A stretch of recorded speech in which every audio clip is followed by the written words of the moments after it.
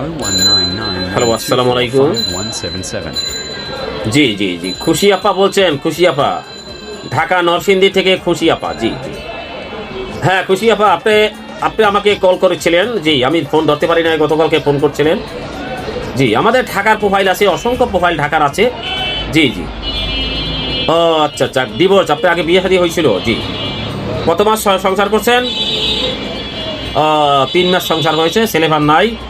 জি জি, খুশি আপা, আমাদের ঢাকা নরসিংদী, মানিকগঞ্জ, তারপরে আপনাদের ওই ঢাকার অনেক প্রোফাইল আমাদের কাছে আছে।